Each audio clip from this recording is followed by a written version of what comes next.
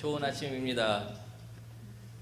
이렇게 오늘 이 좋은 아침에 새생명 한인교회 와서 여러분들과 같이 예배드리고 또 하나님 말씀을 나눌 수 있게 되어서 너무 기쁘고요. 또 이렇게 초대해 주신 정철 목사님 감사드리고 또 이렇게 여러분들과 같이 교제 나누게 된 것을 감사드립니다. 우리 소개해 주신 대로 엘몬트에 있는 International Theological Seminary ITS에 지금 총장으로 있고요. 부족하지만은 열심히 하고 있습니다. 제가 봉사하는 신학교가 이제 국제 신학교니까는 여러 나라에 있는 사람들과 많이 대화를 나누고 또 가르치고 또 제가 방문하는 교회들도 되게 한국 교회가 아닌 이제 다른 민족 교회들이에요. 몇 주 전에는 인도네시아에 있는 교회 가서 설교를 하고 또 어떤 때는 중국 교회 가고 한국 교회 오는 경우는 별로 없고 또 제가 이제 아버지께서 제가 이제 17살 때 아버지께서 이제 달라스에 초빙을 받으셔서 교회 있는 초빙을 받으셔서 제가 미국으로 오게 됐는데 이제 여기서 공부를 하고 또 목회도 영어로 하다 보니까는 좀 한국 말이 좀 짧아지게 됐어요. 좀 제가 어떤 때는 혀가 짧아져 가지고는 잘 한국말이 안 나올 때도 좀 이해를 좀 해주시고 그렇지만은 한국 교회에서 항상 예배드리면은 제가 느끼는 거는 꼭 좀 친정집에 왔다는 그런 느낌을 제가 가져요. 그래서 오늘 또 이렇게 마음이 편하고 또 이렇게 좋은 교회에서 우리 정철 목사님 지도 안에서 잘 성장하고 있는 이런 교회 와서 이렇게 예배 드릴 수 있어서 너무 감사합니다. 제 학교를 잠깐 소개를 하면은 ITS는 이 개혁신학 중심 안에서 세계를 위한 지도자들을 세우는 그런 신학교예요.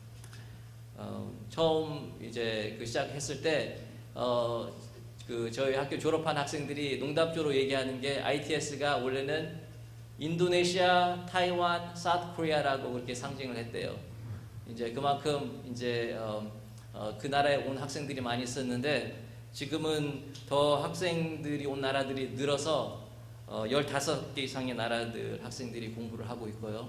그리고 나이지리아, 카메룬, 태국, 네팔, 마이크로네시아, 탄자니아, 중국, 인도와 같은 나라들에서 학생들이 와서 공부를 하고 있습니다. 그래서 와 보시면은 꼭 UN 같아요. 여러 다민족이 와서 공부를 하고 또 점심에도 식사들 할 때 여러 나라 사람들이 돌아가면서 식사를 준비를 해요. 그래서 월요일 날에는 중국 음식, 화요일 날에는 한국 음식, 수요일 날에는 인도 음식, 목요일 날에는 뭐 이스트 아프리칸 음식, 금요일 날에는 또 다른 나라 음식. 그렇게 해서 굉장히 다양한 음식들도 접할 수 있고 또 그리고 문화들을 접할 수 있는 그러한 환경에서 일을 하면서 제 개인적으로는 굉장히 감사하게 생각하고 저희 가족들이 원래 제가 자라날 때는 아프리카 같은 데 가서 의료 선교사가 되고 싶다는 그러한 마음을 가지고 있었었는데 하나님께서 그 선교하는 그러한 다른 데 나라 가서 선교하는 그러한 것들은 이제 문을 열어주시지 않았지만은 LA에 있으면서 이렇게 세계 각국에서 오는 지도자들을 접하고 또 그들을 섬기고 그들에게 훈련시키고 말씀을 전하는 그러한 일을 하고 있어서 어떤 면에서 그런 선교지에서 할 수 있는 것보다 더 많은 일을 할 수 있는 것을 하게 돼서 감사하게 생각을 하고 있습니다. 필립 젠킨스라는 학자가 있는데 벨로에서 지금 가르치고 있는 교수인데 이 사람이 근래에 와서 쓴 책이 있어요. 신의 미래. 한국어 제목으로는 신의 미래라는 그런 제목이고 영어 제목으로는 The Next Christendom 이라는 책을 썼어요. 이 책에서 이 학자가 얘기하는 것은 세계 기독교 지리에 큰 근본적인 변화가 일어나고 있다고 그렇게 얘기를 하고 있습니다. 1900년대만 해도 83%의 기독교 인구가 유럽과 북미에 위치해 있었는데 2050년 때에는 72%의 기독교인들이 아프리카, 아시아 그리고 남미에 위치했을 거라고 추측을 하고 있어요. 굉장히 놀라운 변화죠. 대부분의 기독교인들이 100년 전만 해도 유럽 그리고 미국에 위치해 있는데 이제 2050년이 되면은 완전히 뒤바뀌어서 우리가 흔히 선교지라고 생각하였던 그러한 나라들의 오히려 기독교들이 흥성하고 우리가 흔히 선교사들을 파송하던 그런 나라들은 이제 오히려 더 선교사들이 필요한 그러한 나라가 될 것이라는 그러한 예측을 하고 있다는 거예요.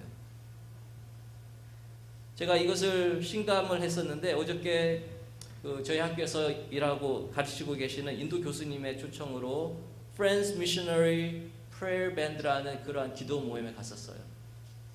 이 기도 모임에는 LA 지역에 사는 인도계 기독교인들이 모여서 인도의 선교 실정을 듣고 그리고 그 나라의 복음화를 위해서 기도를 하는 그런 모임이었습니다. 우리가 보통 인도 하면은 힌두교의 나라죠. 그리고 우리가 이 힌두교의 나라라고 생각하는 인도에 우리가 알지 모르게 많은 이들이 기독교 그리고 예수님 앞으로 나오고 있다는 사실이에요. 물론 많은 핍박이 있어요. 제가 아는 어떤 학생은 이제 예수님을 믿게 됐는데 그 가족, 그 빌리지에서 이 사람이 처음 기독교인이 됐어요. 그래서 더 이상 그 지역에서 살 수가 없게 되었고 다른 타지로 떠나야 됐고 그 부모님들마저도 그 지역에 있는 모든 사람들이 이제 그리스도인이 된 자녀를 둔 그런 가정이라고 따돌림을 받은 거예요. 이렇게 압박을 받았지만은 그리고 많은 핍박이 있지만은 계속 꾸준히 많은 이들이 복음을 접하고 예수님을 영접해서 기독교인이 됐다는 그런 소식입니다.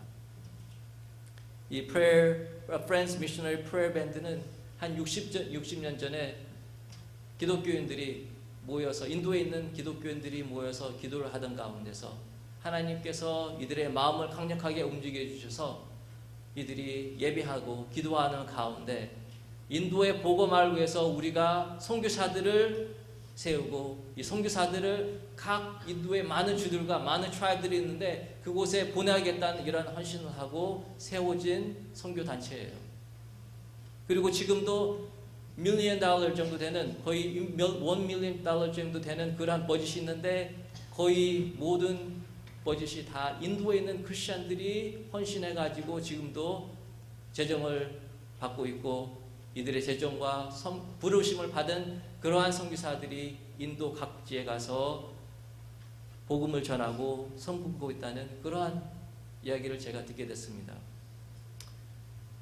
이러한 소식을 들으면서 제가 느낀 것은 21세기의 선교는 우리가 이런 곳에서 미국이나 다른 곳에서 한국에서 선교사들을 보내는 것도 좋지만은 이렇게 자생적으로 성장하고 그들의 문화와 환경을 알고 언어를 아는 이선 사람들 그리고 이러한 선교 단체들과 협력을 해서 같이 선교를 하는 것이야말로 가장 효과적으로 복음을 전할 수 있고 선교를 할 수 있는 그러한 과정이 되지 않을까 하는 그런 생각을 하게 됐어요.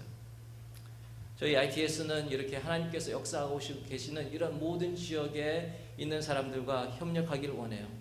하나님께서 계속 움직이시고 아직도 살아계셔서 계속 모든 사람들을 그리스도 앞으로 부르시고 계시는데 이러한 일에 동참하고 그리고 계속 이런 교회들을 섬길 수 있는 이들을 세워서 정말 글로벌 처치를 섬길 수 있는 그러한 일꾼들을 세우기를 원합니다. 여러분들의 기도와 그리고 지원을 부탁드립니다. 저희 학생들 가운데 그 전에 보니까 오늘 주보 보니까는 오늘 주보에 리비아가 기도 제목으로 나와 있더라고요. 제가 그것을 보면서 제가 느꼈던 것도 생각했다는 것은 그 알자지라라는 그러한 뉴스페이퍼가 있어요. 알자지라는 기독교 신문이 아닌 아랍계 중동 사람들이 만들어진 그런 신문인데 여기에 놀라운 소식 그 다음에 기사를 제가 접한 적이 있습니다. 그 신문에 의하면은 아프리카에 매년 600만 명의 무슬림들이 기독교로 개종을 한다고 그래요. 600만 명의 무슬림들이 기독교로 개종을 한다. 이거 시간으로 따지면은 매 시간 667명의 사람들이 무슬림들이 예수님을 알고 영접을 하는 거예요. 우리가 1시간 예배를 드리는데 1시간 우리가 예배 드리고 있는 동안에 아프리카에서는 700명에 가까이 되는 사람들이 예수님을 영접하고 헌신한다는 그러한 사실입니다. 정말 인간적으로는 불가능한 얘기예요. 사람들의 마음을 바꾼다는 것은 정말 인간의 의지와 노력으로 가능하지 못한 그러한 일인데 하나님께서 역사하시기 때문에 그들의 마음을 움직이시기 때문에 이들이 예수님께로 나오는 것입니다. 그런데 한 가지 흥미로운 사실은 많은 무슬림들이 이 복음을 접하지 못하는 그런 지역에 살고 있고 그리고 그들이 꿈이나 이상을 통해서 예수님을 보고 기독교인이 된다는 거예요. 어떤 이들은 성경을 한 번도 보지 못한 사람들도 있어요. 어떤 사람 교회 문턱에 가보지도 못한 사람들인데 꿈과 이상에서 예수님이 나타나셔서 이들에게 예수님이 누군가를 알려주신다는 거예요.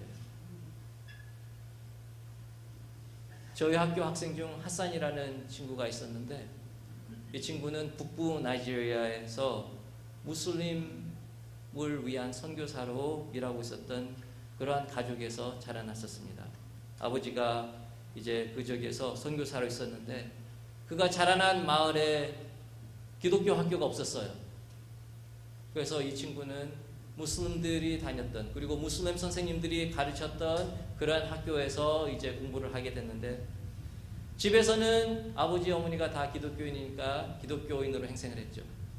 그렇지만은 학교로 갔을 때는 이제 이슬람 가르침을 계속 접하면서 마음에는 무슬림이 되고 그리고 자기 아버지 부모님들 가족들이 믿었던 이러한 기독교를 무시하고 또 부끄러워하게 되었어요. 그런데 어느 날 이가 꿈을 꾸게 됐다고 합니다.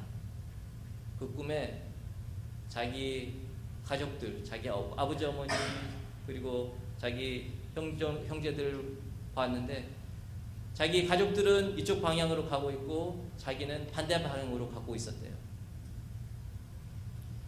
그런데 그 꿈에 어떠한 사람의 모습이 보였는데 이 자기 직감적으로 이 사람이 예수님이라는 걸 자기가 느꼈대요.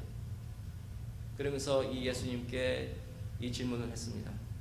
예수님, 왜 나의 부모님들, 가족들은 이쪽 방향으로 가고 있는데 나는 이쪽 방향으로 가고 있습니까?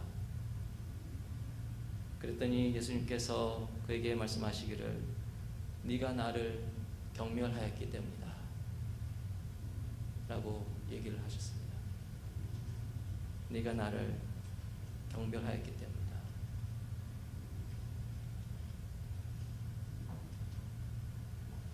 이 꿈에서 깨어난 하산은 하나님께 회개하고 예수님께 다시 헌신하게 되었고 그리고 이 경험을 통해서 졸업 후 무슬림들을 위한 사역을 하기로 결심을 하고 저희 학교에서 졸업하여서 이제 나이지리아 북부 나이지리아에 가서 거기에서 많은 무슬림들이 기독교인으로 개종할 때 그 자녀들이 굉장히 많은 핍박을 받는데 이들을 받아들여서 거기에서 교육을 시키고 돌봐줘서 온전하게 잘 기독교 가르침 안에서 양육을 받을 수 있도록 하는 그런 사역을 하고 있습니다. 얼마나 놀랍고 그리고 큰 도전이 되는 그러한 메시지인지 모르겠어요. 정말 하나님께서는 사실 우리의 도움이 필요 없죠. 우리가 없이도 충분히 복음 전하실 수 있으지만은 하나님께서는 오늘도 이렇게 사람을 바꿀 수 있는 복음을 전할 수 있는 동역자들을 찾고 계세요.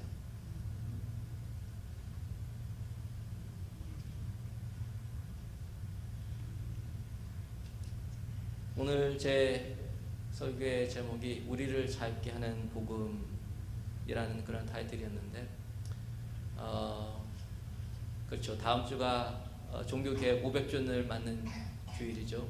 굉장히 많은 신학교들, 교회들이 그래서 이 500주년을 맞이해서 많은 행사들을 하는데 제가 다녔던 그 텍사스 주립대학교 그 메인 타워에 이런 글이 적혀 있었어요.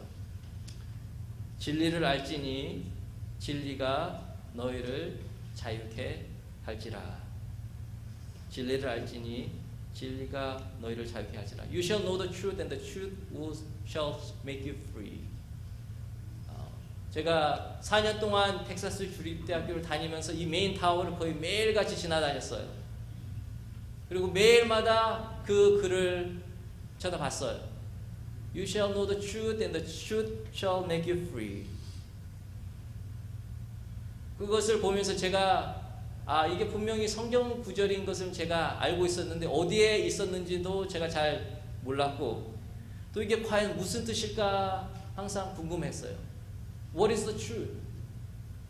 And what kind of truth can make us free? 제가 그때 제 전공이 철학이었어요. Philosophy. Philosophy는 헬라어로 love of wisdom 이라는 뜻을 갖고 있는데 지혜를 찾기 위해서 제 그 철학 전공하는 많은 학생들이 열심히 유명한 교수들의 강의도 듣고 또 수업을 접했지만은 제 마음속에는 그러한 강의 속에서 정말 진리가 나를 자유케 할 수 있는 그러한 진리를 발견하지 못했어요. 유명한 철학가들 사상을 공부하면서 그들이 인생의 본질과 의미에 대해서 많은 질문을 했지만은 그거에 대한 참된 답을 주지 못하였고 제 마음속에는 오히려 더 큰 갈증과 그리고 질문들이 있었던 것을 기억합니다. 그러면서 느낀 것은 참 인간의 지식과 배움이 자유보다는 오히려 짐이 된다는 생각을 하게 됐어요. 우리가 지식을 추구하고 지혜를 추구하며 열심히 공부를 하지만은 정말 그 가운데 진리는 없고 이것은 우리의 몸과 마음에 우리의 얽매임과 그리고 짐이 된다는 생각을 하게 됐습니다. 대학 후 제가 신학교로 가게 됐는데 거기에서 어거스틴 그리고 루터, 칼빈과 같은 그러한 신학자들의 가르침을 접하게 되고 신학교를 졸업한 후에 독일에 2년 동안 가서 살게 됐어요. 그 이유는 제가 2년 동안 내가 고등학교 때 그리고 대학교 때 이제 독일어가 제 제2 외국어여서 이제 독일어를 좀 더 공부하고 싶은 마음도 있었고 그렇지만은 더 이제 종교 개혁을 알고 또 루터의 사상을 알고 싶다는 그리고 루터를 만드는 그러한 독일에 가서 좀 더 공부하고 싶겠다는 그러한 생각이 있어서 독일에 갔습니다. 제가 가서 본 독일은 참 미스테리의 나라였어요. 500년 전에는 종교개혁이라는 그런 큰 운동을 일으키고 루터가 일어나서 정말 교회에 새로움을 일으켰던 그러한 나라였지만은 20세기에 들어와서는 그러한 모든 기업들, 그러한 운동들은 다 잊혀져 버리고 오히려 세계 1차 대전, 2차 대전을 일으키고 나치, 그 다음에 히틀러가 일어나서 많은 유태인들을 대학살한 그런 나라로 세계에 오히려 더 많이 알려져지죠.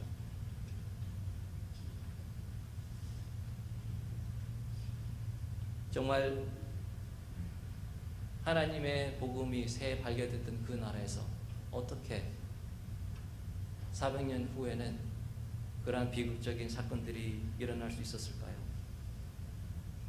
그리고 히틀러가 있을 때만 해도 많은 기독교인들이 있었고 많은 목사들이 있었는데 과연 그들은 무엇을 하였고 과연 히틀러가 자기가 교회의 우두머리이고 그리고 나라의 우두머리이고 많은 사람들을 자기가 주장했던 그러한 이데올로지를 따르게 가르쳤을 때 과연 교회들은 무엇을 하였고 목사들은 무엇을 하였는가 그러한 생각을 하게 되었습니다.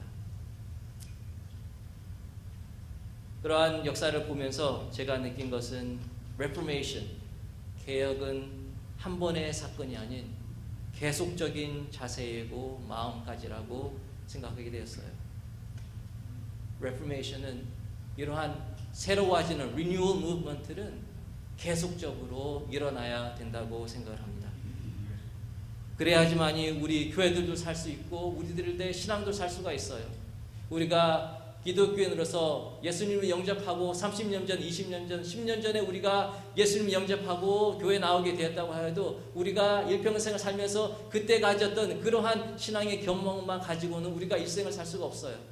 우리가 말씀을 접하고 예배를 하면서 우리의 마음이 계속 하나님 앞에 헌신하고 새로운 마음을 가지고 접할 때 우리의 신앙이 새로워지고 우리의 마음이 새로워져서 교회가 살고 이 미국과 한국이 살 수 있다고 믿습니다. 아시겠지만 종교개혁은 루터가 타락할 대로 타락한 교회를 상대로 95개의 반박문을 자기가 섬겼던 교회에 게시함으로써 시작을 했어요. 그때 당시 우리가 보통 천주교, Catholic Church라고 얘기를 하지만은 Catholic Church라는 뜻은 Universal Church, 그러한 뜻을 갖고 있어요. 그때 당시 교회는 하나밖에 없었죠. 그리고 모든 유럽에 있는 사람들이 다 교회의 엄브렐라 안에 속해 있었어요. 그리고 교회가 가르치는 것은 무엇이든지, 교황이 가르치는 것은 무엇이든지 절대 진리로 믿고 따랐던 시대였었어요. 이러한 때 루터가 그가 말씀을 공부하고 체험했던 복음의 진리를 교황과 교회가 가르쳤던 진리와 비교해 봤을 때 너무나 판이하다는 것을 그가 느끼고 그것을 통해서 새로운 신앙의 본질을 되찾기 위해서, 은혜를 되찾기 위해서, 말씀을 재발견하기 위해서 시작한 운동이 레포메이션입니다. 우리가 당연히 생각하고 흔히 생각하는 정말 의를 통한, 믿음을 통한 의, 은혜를 통한 의라고 우리가 많이 알고 믿어오지만은 정말 그가 발견했던 이 복음의 본질은 너무나도 라디컬하고 너무나도 새로운 복음이었어요. 루터는 사실 어거스틴 수도사로 여러 해 동안 생활했었는데 그는 원래 수도사가 되려는 사람이 아니었어요. 그 아버지는 이 루터가 변호사가 돼서 돈을 많이 벌어가지고 그리고 가족을 살리기를 원했던 그런 큰 희망과 기대를 가지고 있었던 사람이었어요. 그런데 어느 날 이 루터가 길을 가다가 갑자기 폭풍우가 치고 천둥이 치면서 너무나 두려운 마음에 하나님께 서약을 해요. 하나님이 나를 살려주시면 내가 어거스틴 수도원으로 들어가서 수도사가 되겠습니다 하고 서약을 해요. 그리고 수도승으로 들어가죠. 그는 들어가서 정말 끝없는 수양 생활을 해요. 매일마다 그는 자기 자신을 돌아보고 그리고 자기 자신에 있는 모든 죄, 온갖 죄들을 다 하나님께 고백하고 또 수도원장에게 고백을 해요. 일하다가도 죄가 생각나면은 수도원장에 가서 죄를 고백하고 잠을 자다가도 밤중에 자기가 생각나는 죄가 있으면은 고백을 하고 수없이 자기가 자신을 깨고 그리고 죄를 고백하여서 하나님을 기뻐하고 온전하게 되려고 노력을 하는데 그가 느낀 것은 이런 자기의 노력이 하나님과 자신과의 평화를 가져오지 못한다는 거였어요. 아무리 생각해도 하나님은 정말 자신에게는 두려운 존재였고 용서 자비보다는 복수하고 보복하는 그러한 분으로 느껴졌습니다. 그리고 이러한 갈등을 하고 있을 때 그가 바라본 교회는 자기와 같이 죄와 그리고 하나님의 진노에 억눌리고 신음하는 이들을 긍휼히 여기고 도와주는 존재가 아니라 오히려 이런 약함을 착취하고 이용해서 돈을 버는 부패한 존재가 되어버렸어요. 교황이 죄를 사하는 권리를 베드로를 통해서 예수님께로 받았다고 주장하고 이 권리를 가지고 죄사함 그리고 천국에 가는 입장료를 교인들에게 판 것이죠. 한마디로 영적인 사기꾼으로 교회가 전락하고 만 것이에요. 어떤 이러한 교회의 가르침과 행동이 잘못되었다고 굳게 믿었습니다. 그리고 교황이 아닌 진리는 하나님의 말씀, 성경에 있고 성경으로 돌아가자는 그러한 주장을 하게 돼요. 그리고 성경을 공부함으로써 교회의 본질과 복음의 본질을 되찾고자 한 것이 종교개혁이에요. 그리고 이 개혁을 통해서 교회가 새로워지고 말씀이 퍼지면서 온 유럽이 그리고 미국까지 이 말씀을 통한 교회가 새로워짐을 경험하면서 많은 선교와 그리고 교회 성장을 이루게 됩니다. 500년 전에 일어났던 이 종교개혁, 하나의 사건으로 끝나야 되지 않는다고 생각을 해요. 이 사건은 계속적인 운동이 되어야 된다고 생각을 합니다. 제가 정청 목사님과 이 설교 일부 예배를 끝나고 얘기할 때 정청 목사님께서 이런 말씀을 하시더라고요. 80년대만 해도 이 LA에 많은 부흥이 있어서 정말 교회들마다 많은 사람들이 예수님께 나오고 교회들마다 정말 교인들을 꽉꽉 찼던 그러한 세대가 있었고 많은 이들이 말씀을 듣고 정말 헌신해서 선교사들로 나가고 목회지로 나가려고 하는 그러한 부흥의 날들이 있었는데 2010년, 2020년대 미국은 그때와는 정반대 길들을 가고 있어요. 제가 신학교 학장으로 있으면서 미국 신학교 협의회에 있는 총장들을 많이 만나게 되는데 하나같이 얘기하는 것들이 교회의 쇠퇴이고 신학교의 쇠퇴예요. 많은 신학교들이 이제 더 이상 신학교를 지원하는 학생들이 없어서 지원 모집에 고민을 하고 그리고 또 재정 때문에 너무나 압박을 받아서 학교들이 문을 닫고 그 다음에 계속 merge하는 그러한 conversation들이 일어나고 있다는 겁니다. 미국과 한국의 미래가 어떤지 모르겠어요. 한국도 똑같은 스토리예요. 더 이상 목회에 가려는 사람들도 없고 그리고 교회에 가려는 사람들도 없고 더 이상 말씀을 강급하고 그리고 갈증을 가지는 사람들이 점점 줄어든다는 사실이에요. 고린도후서 4장에 사도 바울은 이렇게 말합니다. 그러므로 우리가 낙심하지 아니하노니 겉사람은 후패하나 우리의 속은 날로 새롭도다. 우리 육체의 본질은 계속 늙어가는 게 자연 현상이죠. 그렇죠? 육체적으로 봤을 때 우리는 5년 전보다 10년 전보다 우리 머리는 더 하얘졌고 또 우리의 얼굴에는 주름살이 생기고 우리의 육체는 나약해져요. 그게 자연 현상이에요. 교회도 마찬가지일 거예요. 아무런 역사가 일어나지 않는다면 자연히 노화되는 것, 육체적으로 그리고 육체적으로 봤을 때는 빌딩도 낡아지고 의자들도 낡아지고 이렇게 낡아지는 것이 자연적인 현상이겠죠.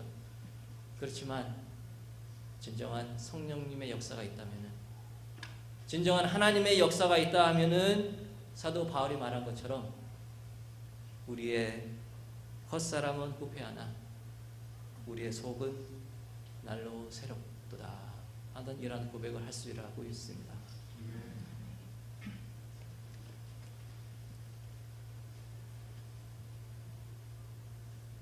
마틴 루터는 그리스도 자유라는 글에서 참된 그리스도의 자유에 대해서 이렇게 얘기를 해요. 이 두 가지 명제를 제시하는데 어떻게 보면은 상호 모순되는 그러한 명제예요. 첫째는 그리스도에는 누구에게도 구속되지 않은 온전히 자유로운 주체이다. A Christian is a perfectly free Lord of all, subject to none. 아무에게도 구속받지 않은 자유로운 존재다. 그러나 두 번째는 그리스도에는 모두에게 구속되어 있고 섬기는 종이다. A Christian is a perfectly dutiful servant of all, subject to all. 모두에게 구속받은 종이라는 거예요. 한편은 우리는 누구에게도 구속받지 않은 자유로운 사람이고 그 반대로 우리는 모두에게 구속된 종이라는 상반된 두 가지의 명제를 제시하고 있어요. 우리가 어떻게 한편으로는 온전한 자유인이고 한편으로는 어떠한 온전하게 종이 될 수가 있을까요? 루터는 하나님 앞에서 의롭게 되기 위해서는 우리가 아무런 선한 일도 이룰 수 없다고 믿었습니다. 그는 인간의 현실이 구속되어 있는 인간의 의지라고 얘기를 하고 있어요. 우리의 의지가 구속되어 있다. 얽매여져 있다고 그렇게 얘기를 해요. 우리 영어 표현에 If there's a will, there's a way. 들어보셨죠? 우리가 의지가 있으면 뭐가 있어요? 길이 있어요. 우리가 투지를 가지고 열심히 축을 하면 길이 생긴다는 얘기예요. 그런데 루터가 얘기하는 것은 우리의 의지, 우리의 자유의지, 이거는 우리의 상상이고 공상이라고 얘기를 해요. 그 이유는 우리의 자유, 우리의 의지가 타락한 인간의 본성 때문에 부패해졌기 때문이라고 말합니다. 그렇기 때문에 예수님께서 우리를 위해서 하신 것은 바로 이러한 예수님을 기쁘게 하려는 인간적인 노력, 의지, 그리고 위선의 굴레에서 우리를 자유롭게 하신 거예요. 예수님께서는 우리를 무지와 미신에게서 벗어나게 하셨고, 또 죄책감, 수치감, 다른 이들 정죄함, 세상의 권세로부터 우리를 자유케 하셨어요. 그리고 오직 그리스도에 대한 믿음만이 예수님과 우리와 화평을 이룰 수 있다고 얘기를 합니다. 예수님께서 십자가 위에서 모든 것을 완성하셨기 때문에 더 이상 우리는 다른 의무를 가지고 있지 않다는 거죠. 그렇지만은 루터는 우리가 이렇게 자유되었기 때문에 오히려 더 모든 이들에게 순종하고 굴복하여서 그들을 섬겨야 된다고 얘기를 합니다. 오늘 본문 말씀과 일맥상통한 얘기예요. 그리스도께서 우리를 자유롭게 하셨고 자유를 주셨으니 그러므로 굳세게 서서 다시는 종의 멍에를 매지 말라. 그런데 5장 11절에 가면 또 이렇게 얘기해요. 형제들아 너희가 자유를 위하여 부르심을 입었으나 그러나 그 자유로 육체의 기회를 삼지 말고 오직 사랑으로 서로 종노릇하라 고 얘기하고 있습니다. 진정한 자유는 기쁨과 감사를 동반해요. 그리고 우리가 이 갖고 있는 기쁨과 자유를 가지고 기꺼이 다른 사람들을 섬기고 사랑할 수 있다는 거죠. 저희 학교 그 카메룬에 온 학생이 한 명 있었어요. 이 카메룬에 온 학생들이 이제 요즘 많이 생기는데 이 사람들 통해서 카메룬에 어떻게 복음이 들어왔는지 제가 접하게 됐습니다. 우리가 보통 아프리카에 간 선교사들이 되게 유럽이나 미국에서 간 백인 선교사들이라고 그렇게 생각을 하는데 이 카메룬에 처음 도착했던 선교사들은 카리비안 해의 조그만 섬 자메이카에서 온 사람들이었어요. 더욱더 놀라운 것은 이들이 그곳 자메이카의 원주민들이 아니라 아프리카에서 노예로 팔려갔던 그 이들이 처음 이제 선교사로 파송됐다는 거예요. 아프리카에서 자기 가족들 그리고 친척들, 형제들과 떨어져서 노예로 많은 시간을 거쳐서 어렵게 자메이카에 도착해서 거기에서 수십 년 동안 노예 생활을 해왔는데 어느 날 정부에서 정책이 바뀌어서 이제 노예들이 더 이상 노동하지 않아도 된다고 그렇게 선포를 하고 이제 모든 사람들을 해방을 시켜줬어요. 그때 몇몇 사람들이 이제 이러한 강제 노동에서 해방되고 그들 발에서 족쇄가 풀리고 목에서 멍에가 부서진 순간 그들이 무릎 꿇고 하나님께 찬양하고 감사를 드렸는데 그 다음 순간에 그들이 결정한 것은 그들이 경험한 이 자유의 복음을 자신의 고국인 아프리카에 가서도 거기에 살고 있고 아직도 억눌려 있는 그들에게 이 그리스도의 자유를 선포하고 싶다는 그러한 강한 하나님의 부르심을 받고 그들이 자기의 고국의 나라 카메룬에 돌아가서 복음을 전하게 됩니다. 그리고 돌아와서 자신들이 노예로 팔렸던 바로 그 시장에 서서 복음을 선포하게 돼요.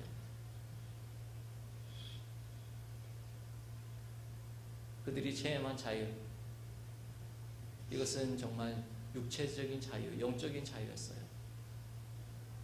그리고 거기에서 받은 기쁨과 그리고 자유를 다른 이들과 나누기 위해서 종이 되어서 선교사로 카메룬에 다시 돌아갑니다.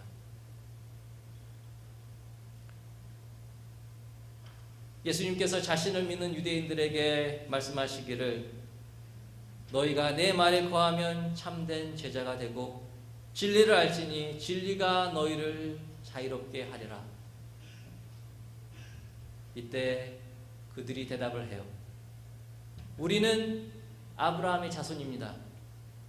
우리는 선택받은 민족이고 자유로운 민족인데 이때까지 남의 종이 한 번도 되지 않았거늘 어찌하여 당신이 우리를 자유롭게 하겠다고 얘기를 합니까? 예수님께서 대답하시되 진실로 진실로 너희에게 이르노니 죄를 범하는 자는 죄의 종이라. 종은 영원히 집에 거하지 못하되 아들은 영원히 거하나니 그러므로 아들이 너희를 자유케 하면 너희들이 참으로 자유하리라. 우리는 자유 땅 미국에 살고 있어요. 자유를 마시고 숨으로 접하는 자유의 땅.